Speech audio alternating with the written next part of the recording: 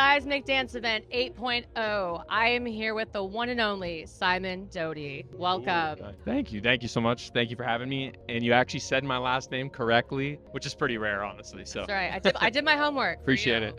So you just got off the tsunami stage. Yes. How was that? It was amazing. The stage looks incredible. I thought it was going to be a big stage. I didn't think it was going to be that big of a stage. We actually came a day early yesterday, so we came to the festival a bit last night, and I was like, okay, that's big. It's amazing. The stage looks amazing. The production's incredible. So yeah, it was awesome. So you came and did your homework. Yeah. Did you change anything about your set? Was there anything that you did differently for this set than you did From typically being on here, I felt like I was going to turn the energy a little bit up. I was kind of in a unique spot actually, because Linska playing before is very high energy, and then me, and then Sultan and Shepard's a little bit more chill. So it was actually kind of reverse of normal, but that's okay. So I started out a little bit higher energy and go back the other way. But yeah, it was great. And you still, I love that. And that's why I think you're so versatile. You can go through all these different genres. Is that something you normally prepare for, or is that? I'm always like super prepared with a lot of music, and then I have a rough idea of what I'm going to do. But always when you show up and you see what the crowd's like, and you got to be able to go a little bit of a different way and stuff. So I'm always ready to kind of take in what's happening and then,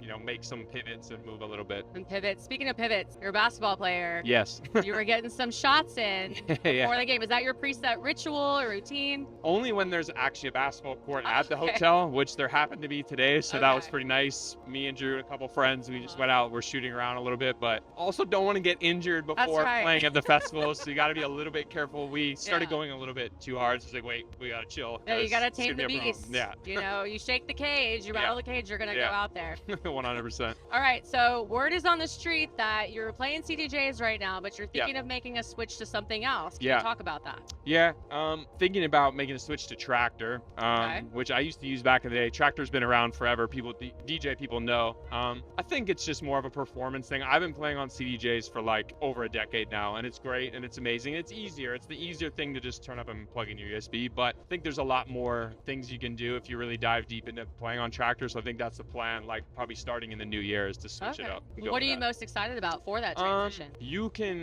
The newest version of Traktor actually has AI stem separation built in, so you can take the vocals out of any track you're playing, you can take all the drums, all the instrumental out of any track you're playing right on the fly, literally controlling it. So the possibilities are quite endless. So there's a lot to dive in with it. I can see you're really excited about this. This is really, really cool. Yeah. What projects do you have coming up, or new music that?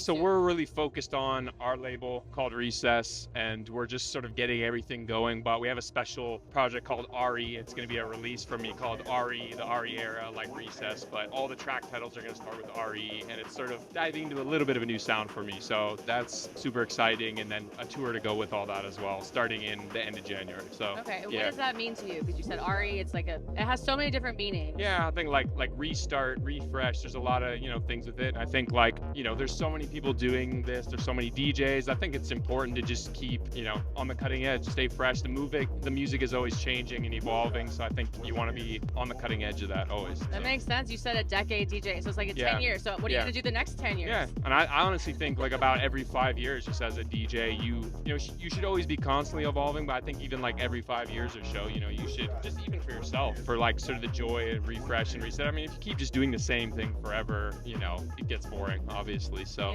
constantly evolving, I think it's important. Constantly evolving. Well, what's coming up for you that you're excited about? I know you have all these other changes going on. Are you taking any time off, or are you gonna get? Yeah, I'll be actually like at home a bit more in December and January, which is super nice. Like last year, we did so many shows around Christmas time and New Year's that it was just like a little too much. I didn't really get to enjoy the holidays. So it's because we have this tour coming up end of January, taking a bit more time. I still have shows the next few weeks here, but then I'll have a good like 6 weeks fully off to kind of reset, enjoy New Year's Eve at home for the first time in a while, and then get back to it next year. So since we're getting towards the end of the year, it's very reflective. Is there anything that you're looking back on, you're like, wow, that was a bucket list moment for me? There was I did a full 6 weeks consecutively on the road in like January into February. I've done like a couple weeks at a time fully on the road, but to do that, I was in China, India, Australia. I've been to some of those places before, but a lot of them were new as well. And to do a full 6 weeks on the road was pretty crazy, pretty amazing. Literally on the opposite side of the world from all my family and friends. But that was, it was a pretty cool moment, a pretty cool experience to just spend that much time on the other side of the world. Yeah. Amazing. Well, is there anything else that you'd like to add, or anything else that you want to tell people people about? I think Seismic's doing something great. I think like when I think of some of the best like boutique electronic festivals, you know, I think of Arc Festival in Chicago or across San Diego. Seismic is right there with those as one of the best. And Austin is such a cool city. So keep doing what you guys are doing here. I love it, and hopefully be back sometime soon. Come back, well, yeah, come back and see us after with your new set and everything that you got going on. 100%. Thank you so much for being here, Simon. Have a great rest of your time here. Thank you so much. Appreciate it. Bye.